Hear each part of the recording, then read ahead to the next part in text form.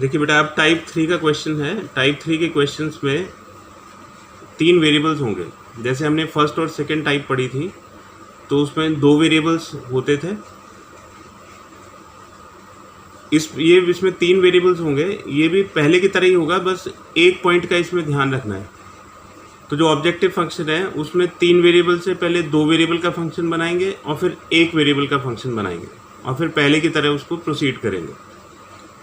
तो इसमें जब आप ऑब्जेक्टिव फंक्शन में से एक वेरिएबल को एलिमिनेट करना होता है तो ये ध्यान रखना है कि कौन से वेरिएबल को एलिमिनेट करेंगे। तो हम उस वेरिएबल को एलिमिनेट करेंगे जो इक्वेशन नंबर 2 में अवेलेबल नहीं है, और फिर ये क्वेश्चन बिल्कुल पहले की तरह बन जाएगा। तो ये पॉइंट है, इसको ध्यान रखना है कि उस वेरिएबल को एलिमिनेट करना है ऑब्जेक्टिव फंक्शन में से जो सेकेंड इक्वेशन में अवेलेबल नहीं है।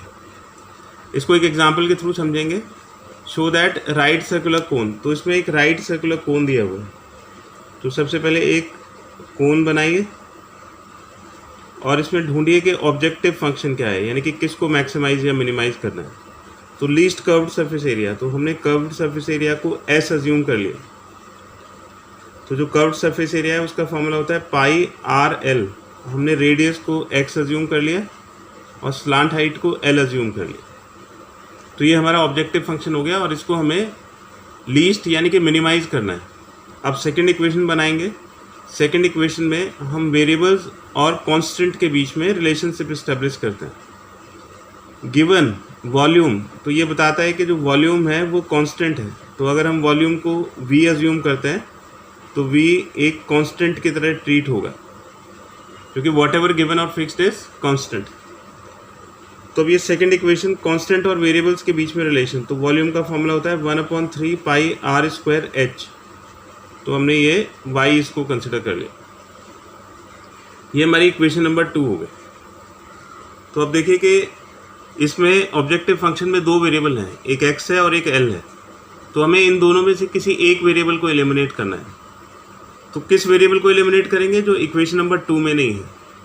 x तो है, l नहीं है, इसलिए l को एलिमिनेट करेंगे। तो इस राइट ट्राइंगल से देखिए l की वैल्यू पाइथागोरस थ्योरम से क्या हो जाएगी, l square is equal to X square plus Y square. Therefore l is equal to under root X square plus Y square. ये हमारा ऑब्जेक्टिव फंक्शन हो गया। और अब इसमें सिर्फ 2 वेरिएबल्स रह गए हैं फर्स्ट और सेकंड इक्वेशन में।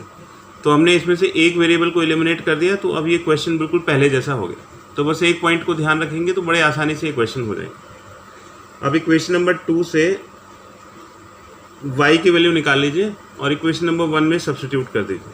तो y हो जाएगा 3v/πx²। तो इसको इक्वेशन नंबर 1 में सब्स्टिट्यूट करेंगे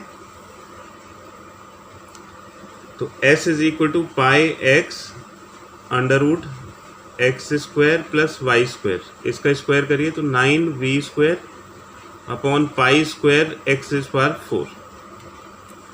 ये ऑब्जेक्टिव फंक्शन होगा, सिंगल वेरिएबल का ऑब्जेक्टिव फंक्शन हो गया। लेकिन इसमें टाइप 2 की प्रॉब्लम है, स्क्वायर रूट आ गया। तो इसलिए एक नया ऑब्जेक्टिव फंक्शन f(x) सपोज कर लेंगे जो कि इसके स्क्वायर के इक्वल होगा। अब इसको स्क्वायर करिए तो ये π² x² और इसको स्क्वायर करेंगे तो ये x² प्लस 9v²/π² x² हो जाएगा।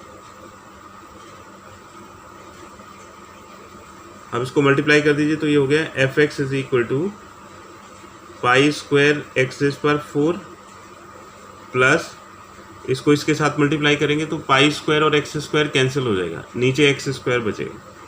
तो 9v² और जो नीचे x² बचेगा उसको हमने x² - 2 लिख दिया।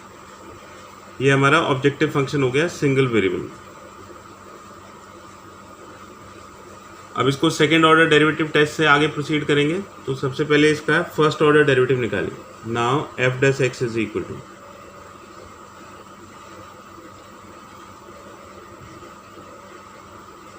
तो हमारा f(x) था π² x² plus 9v² x² - 2। Therefore f(x) calculate करेंगे तो f(x) हो जाएगा π² और x² का डिफरेंशिएशन 4x³ प्लस 9v² और x² - 2 का डिफरेंशिएशन -2x² - 3। तो हो गया 4π² एक्स क्यूब माइनस 18v² और एक्स स्क्वायर -3, तो ये अपॉन एक्स क्यूब होगा। ये फर्स्ट ऑर्डर डेरिवेटिव की वैल्यू आ गई। फॉर मैक्सिमा और मिनिमा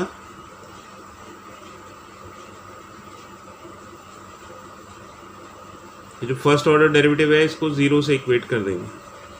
तो 4π² x cube minus 18v² upon x cube is equal to 0। That is 4π² x cube is equal to 18v² upon x cube. तो ये x square 6 हो जाएगा 18v² upon 4π²।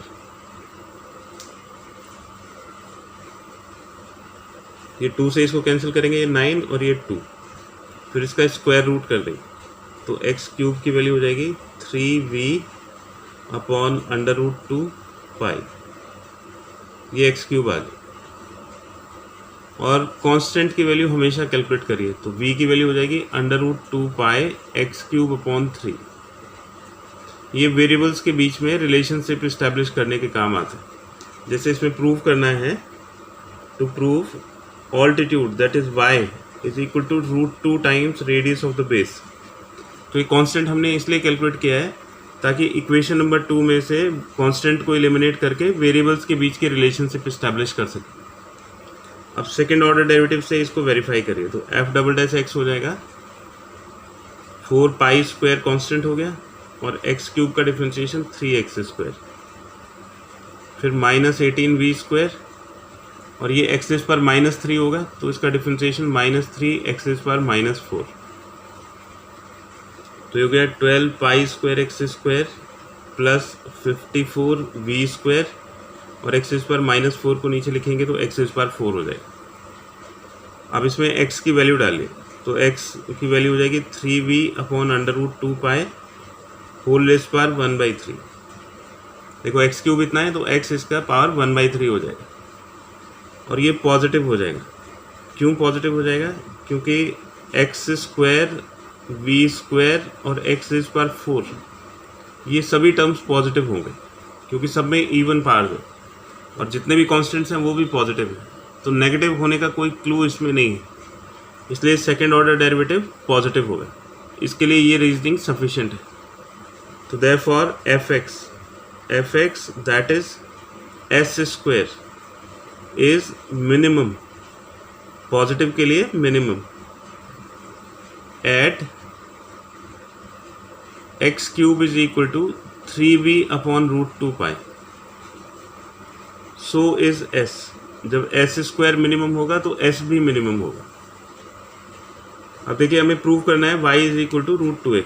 Now equation number 2 implies y is equal to 3v upon πx²। तो अगर हमें y और x का relationship establish करना है तो यहाँ से v को एलिमिनेट करना पड़ेगा।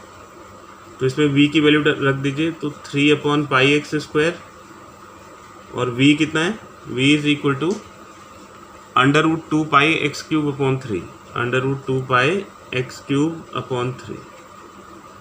तो आप देखिए ये 3 कैंसिल हो जाएगा, ये पाई कैंसिल हो जाएगा और x² से x³ कैंसिल हो जाएगा, तो ये बचेगा y is equal to √2x। Proved. तो देखिए ये जो एग्जाम्पल है ये बड़ा इंपॉर्टेंट है। इसमें जितनी भी टाइप्स हैं मैक्सिमा और मिनिमा की, वर्ड प्रॉब्लम्स की, और जितने भी पॉइंट्स हैं वो सारे पॉइंट्स का इन्वॉल्वमेंट इसके अंदर है।